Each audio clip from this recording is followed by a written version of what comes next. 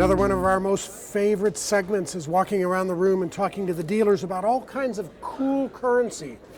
We're going to see examples of some of the banknotes that make collectors get excited and the stories behind them that we'll share with you, our viewers, here on Coinweek.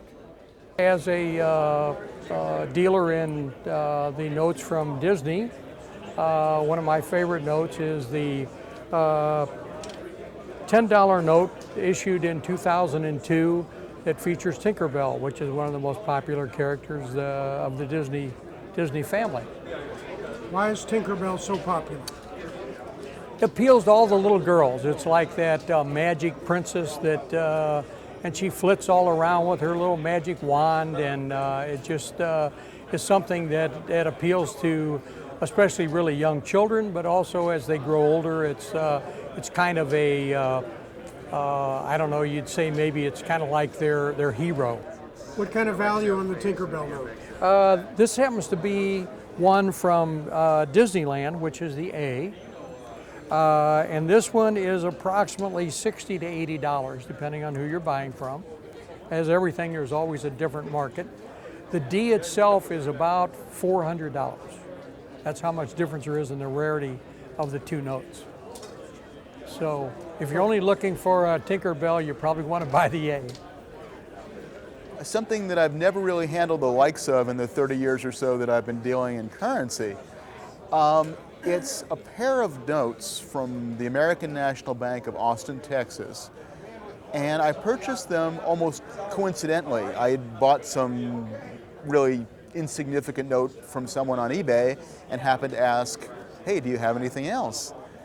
Turns out that he is a descendant, the person from whom I bought these notes, a descendant of one of the bank officers of the American National Bank of Austin, Texas, and he had a large size note from the bank, a $5 note, 1902, and a small size $5, 1929, and they came with a bank envelope, and the bank envelope says, it's on the American National Bank letterhead. It says, last old bill issued by American National Bank, first new bill issued by American National Bank, each at $5.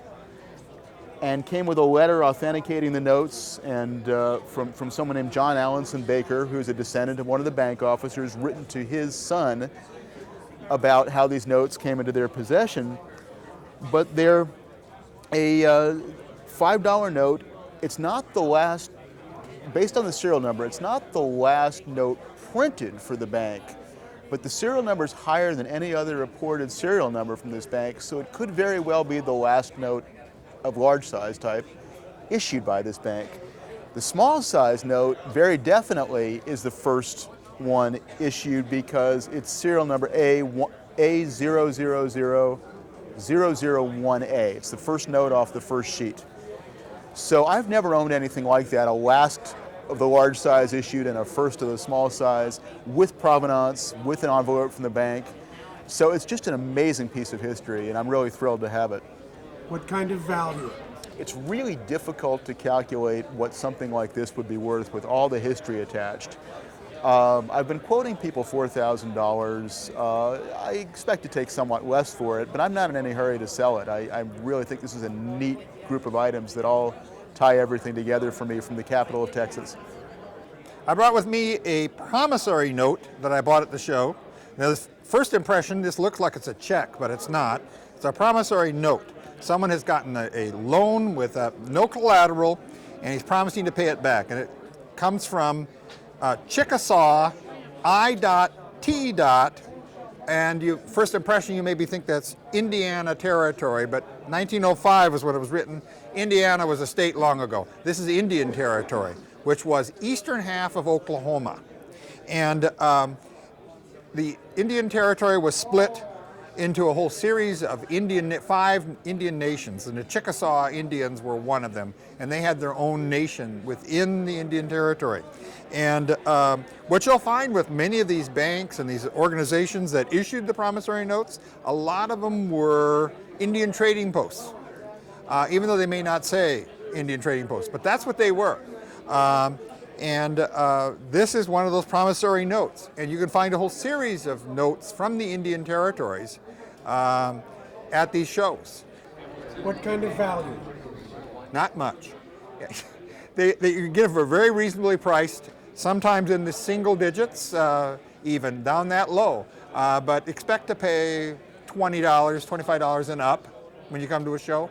Some are more rare depending on how much information is on it, and they'll ask more for that. But you can buy a lot of them for under $100, and some even into the under $25. This one here I happened to buy off another collector, and he sold it to me for $7. This note is a $5 national bank note from the Conway National Bank of Conway, Massachusetts, known as a Brownback. There's the Brownback. But what's really unusual about it is the title of the bank, the way that the typography is laid out. National Bank is almost fluorescent in the style. It just glitters. And how do you make black and white print do that? Well, it's just a masterpiece of intaglio engraving, and very different than the other Brownbacks. If you took another $5 Brownback, you'd see National Bank in a completely different type style. So this is the note that seems to be catching a lot of people's attention as they walk by, because they've never seen that particular style. You would think that the federal government would have standardized all that, but they're not. They're all different, and they're very unusual. It's just maybe a foible, a characteristic of the guy whose job it was to do this. The way banknotes are done is there are specialists who do that part, there are specialists who do the engravings, there are specialists who do the frames. Well, the specialist who did the typography was a very quirky guy, apparently, and he was a very artistic guy, and it gave him a chance to express himself. What kind of value? Well, we're going to estimate this note at $2,000 to $3,000. One thing I think that's unlikely to be seen elsewhere, it's a double denomination. It's often called the king of errors, kind of the big mistake right there at the top of the peak, the pinnacle, the summit, if you will. And it's a dual denomination. The front has one value, $10 bill. The back has the denomination of a 1. These are extraordinarily rare. I've been doing a census of double denominations since 1981. This particular variety has about 7 pieces known. What makes this even more fascinating, what catapults it over the top, is this has a front of a Federal Reserve note and the back of a silver certificate. Why? $1 Federal Reserve notes, the green seals, weren't even introduced until 1963. So silvers were only in production then, whereas the front is a Federal Reserve note, which was contemporary to the era in the 1950s. How can an error like this occur? Well, actually, it can occur far more easy than people would expect, and it's surprising more don't occur because each side is perfect unto itself. It's only when you turn it, as in turning the pages of a book, that the error even becomes apparent. Paper money is printed first on the back, so it would print a whole stack, in this case of $1 bills, set off to the side back in this era to dry, 24 hours, at least overnight for sure. And then when this pallet was picked up, it was inadvertently advanced to the printing plates for the $10 face.